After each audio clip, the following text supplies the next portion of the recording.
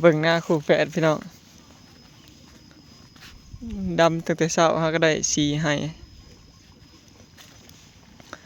สบายดีเด้อพี่น้องสบายดีเบิดสุขุสุกคนเนาะสบายดียามเช้าพี่น้องบ่ยังบ่ทันได้ลงเนาะยังจิตพอทอซียังจอดอันรอรถเข็นอยู่ว่าสิไปปั่นข้างหน้าเนาะหน้าเฮาขาดพี่น้องขาดลายแห้งเนาะเลยว่าสิลงไปปั่นเอารถเข็นอยู่ดินใส่ฝนตกหนัก 2-3 มื้อมานี้พี่น้องขาดลายก็เลยว่าพามาเจาะเบิ่งคู่แฝดมาเบิ่งหน้าไม่เท่าแหล่เนาะว่าฮอดไซเลยปั่นข้างหน้าแล้วเราจะสิมาซอยพี่น้องข้างหน้าเฮาบ่ยังซ้ำแรกว่าสิมาซอยไม่เท่าแหล่มื้อนี้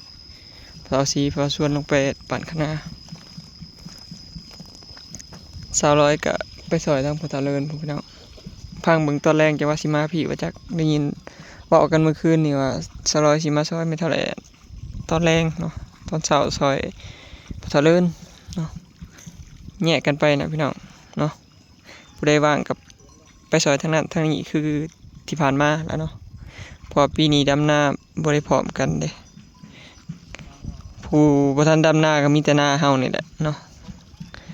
กายในเขาเจ้าก็ลกกาเบิดแล้วมื้อนี้ก็เมทะลุนก็ลกกาแล้วพอทะเลินเมทะแลก็ลกดำนามื้อนี้ดำพร้อมกันเนาะมีแต่ชุมเฮาในเถียงนั่นแหละที่แยกกันไปซอยแต่ละบอนเดี๋ยวพอปั่นข้างหน้าแล้วพี่น้องจังสิมาซอยทั้งคู่แฝดเนาะคือซอยกันคือเก่าแล้วเนาะไปแล้วก็ซอยกันมือตำน้ำ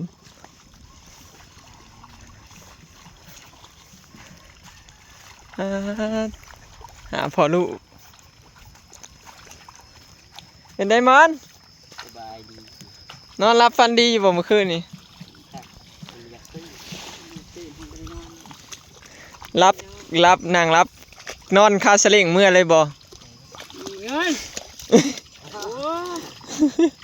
ขึ้นมีเงินไปหาดำนานะมันคือดุแท้ได้สี่หายเลยพี่น้องกูได้มาซอยใช่ไหมครับจ้างบ่จ้างเสียมาโลกาให้ใครดอกเนาะ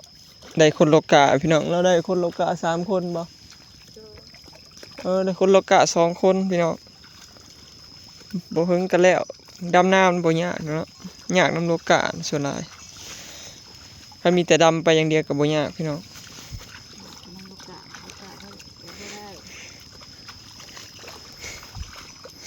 ว่าสิลงไปปั่นข้างหน้าว่าสิมาซอยมื้อนี้พอทาซีชวนลงไปปั่นข้างหน้าซะจนได้เกณฑ์พลให้พอทาซีเมื่อคืนปกติเราบ่ได้ยากเด้มื้ออื่นลงปั่นข้างหน้านำเด้อพุ่นล่ะชกชัยเมื่อยแห้งชกชัยอันลายแห้งนะ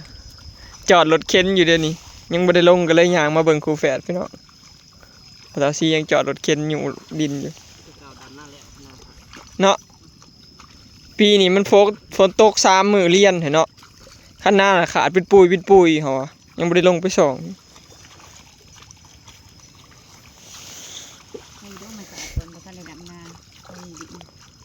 เนาะคันดำนาแล้วขาดนี่โอ้ยยุ่งบ่สั่นเนาะ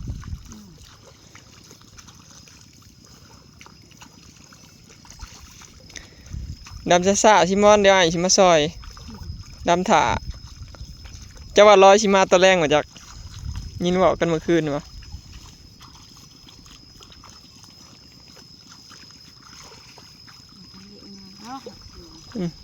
ลายเนาะบ่ต้องย่านว่าบ่ได้มาซอยพี่น้องผู้ลงไปจนสุดพุ่น ติดกกอันนั้นเนาะหน้าไม่เท่าเนาะติดกกกระเดาเด้อเนาะต่อหน้าเลี้ยงหน้าสิมเฮาเนาะผู้พี่น้องต่อเลี้ยงหน้าสิมเฮาไปไทยหุดนั่นแหละผู้แต่นี่ลงไปผู้บ่ได้น้อยๆเด้หลายเติบนะเบิดกะจัก100ไม่เท่าแต่ละปีบ่ได้นับเด้อบ่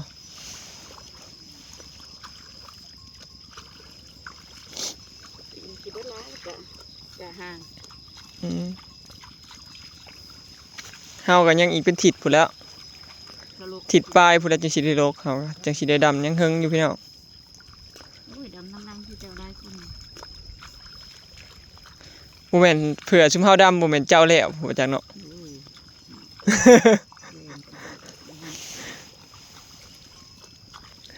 พอเท่าเลิศนี่บ่เกิน2 มื้อแล้วเราได้คนงานเด้เราได้คนงานหลายคนเติบได้มื้อนี้ หน้าเราก็บ่ได้ไล่ กับ ให้เนาะ กับคนในเถียงแน่เด้หลายคนแป๊บเดียวบ่เกิน 2-3 มื้อแล้วเราปีนี้สิได้โหไปโหมาคือเกี่ยวข้าวนะพี่น้อง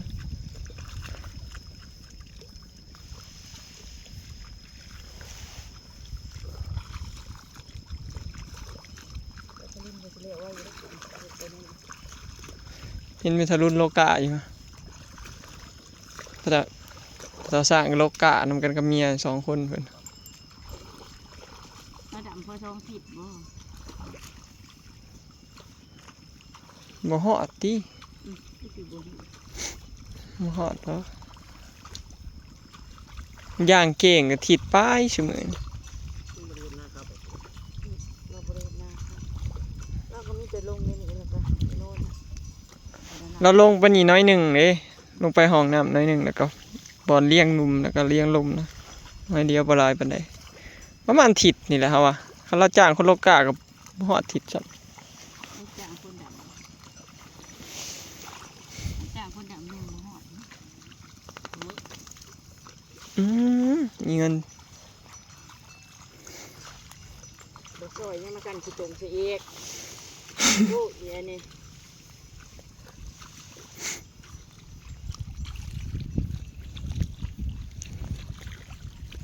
ใครแต่สลักเรากลับมาถึงมือพี่น้องเรากลับมาถึงมืออันดำนาพอดีเลย หน้าสิเจ้ามา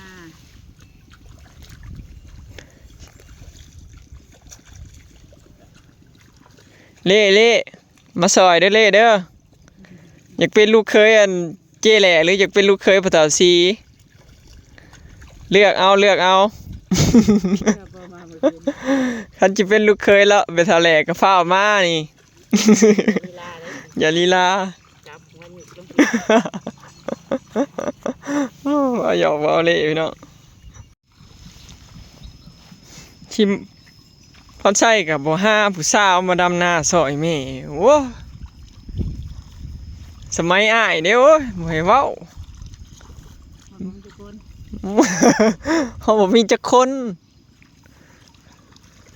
เกิดมาชาติเดียวก็ใส่ความหล่อบ่เป็นประโยชน์เขาเอาใส่ เขาอายผู้ใหญ่เขาเจ้าว่าหยอกบ่อยพี่น้องสมัยเห็นงานอยู่กรุงเทพเนาะกับสมัยอยู่บ้าน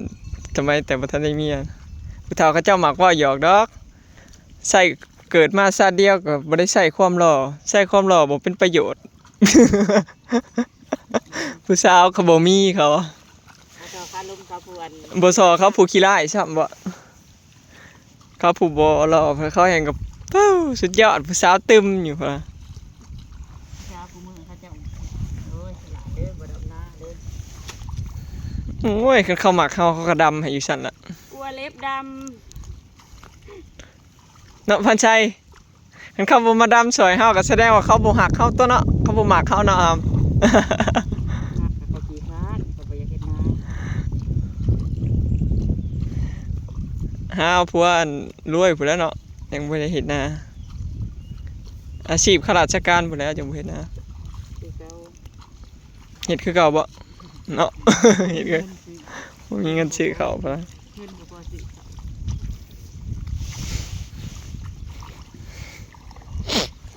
เฮาลองแล้วได้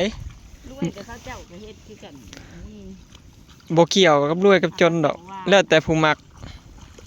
ม่น เฮาก็ยังลองเบิ่งแล้วพี่สาวลองว่าบ่เฮ็ดหน้านั่น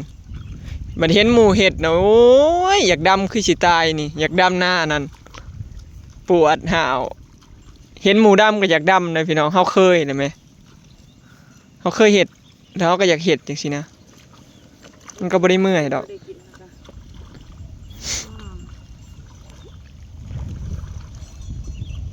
มันก็บ่ได้เมื่อยบ่ได้ดอกพี่น้องหน้าเขาเองเขาก็พักจังซี่นะเมื่อยเขาก็หยุดจังซี่แต่คนเฮาน่ะมันรีบไปเองหั่นนะฟ้าวแต่อยากแล้วโพดแล้วมันคุมเจ้าของแล้วเมื่อยไว้ในรถนะครับไว้ในรถอ้ายแล้ว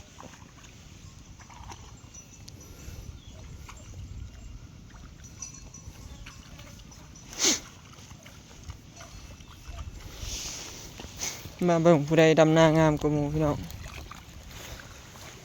ผู้ใดดำหน้างามผู้ใดดำหน้าเสือก นะบ่ต้องมาเบิ่งก็ได้เด้อนะ เคินว่าหน้าบ่งบอกถึงหน้าตา บ่ต่างกับหน้าตาได้ แม่นนี่งามอยู่เด้สมกับหน้าตาอยู่เนาะ เจอตั้งใจเจอตั้ง อันนี้หน้าตาหน้าน่ะงามอยู่แต่ว่าตัวเลี้ยวตัวโค้งน่ะแสดงว่าเมา ตัวนึงนอนจะสิฮอดชั้นตัวนึงยังดูบ่ไกล โอ้ยแม่ท่าเฮาอยากให้เห็นพ่อเฒ่าใหญ่เฮาผู้เราเสียนั่นเราหายเถอะเด้อผู้ใดดำหน้าบ่งามเราตีมือเราให้ทอดใหม่ผู้ตะกี้แต่สมัยบ่ยังน้อยพี่น้องซำได้ปี2ปีนี่แหละตอนนั้นเพิ่นยังบ่ได้เสียจื้อขาวๆเราตีมือเราหายเลยแล้วเราให้ทอนใหม่เลยคันลูกหลานบ่ทอนลูกหลานบ่อันนั้นก็เราก็ทอนเองเราดำใหม่เฮ็ดเองอีกเราเฮ็ดปู้ ๆอันนั้นก็ต้องเอาเสียนึงนะฮะ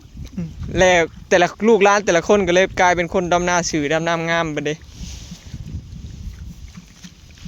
เพราะว่าเราเบิ่งต้องดำหน้าสื่อๆงามๆเอาไปไว้มอน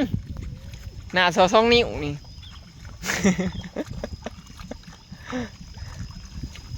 อกหักได้จังใด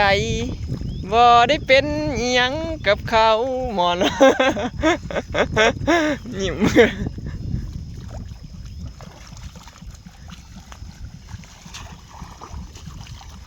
หมูหันแซ่บอยู่บ่มอน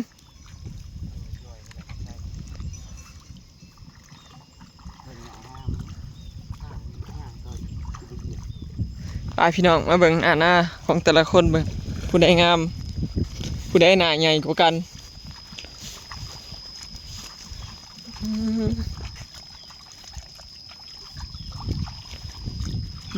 ช่วงนี้ก็สิเห็นแต่ก้นกันนี่แหละพี่น้องหันก้นใส่กันแต่ละคน มันคือเกี่ยวเข่าแล้วเนาะเอาไว้รักนี่สิบอกเบาเล่มาซอยโต๊ะดอกเบาเล่ก็ลีลาอยู่จักสิเป็นลูกเคยปะเถาซีหรือลูกเคยอันปะเถาเหลอยังคิดอยู่เดี๋ยวนี้สงสัย สิไปทางใดดี ด้วยปตซีสบายนะจะบอก ฮะ ด้วยปตซีสบายนะขายกระแลม สบายแนวไหนเป็นลูกเคยปะเถาเหลอไปแล้วสบายกว่า ปาร์ตี้อะไร อืม เนาะ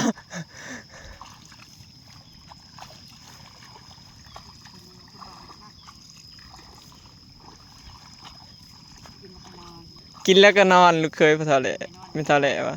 นอนบ่ว่าเลยมันจะเข้ากันลำๆแล้วเนาะไม่เท่าสไตล์เดียวกันดิกับปะเถาไม่เท่าสไตล์เดียวกันมันก็ไปกันได้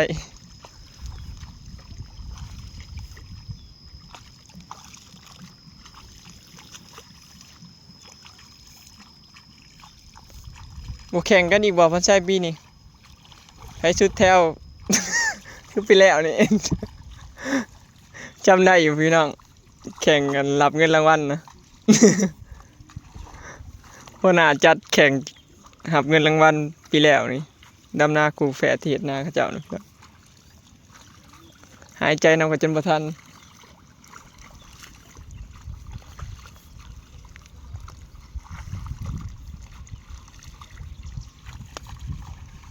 โอ้ยพระเฒ่าชีจอดแล้วหรือบ่เนาะ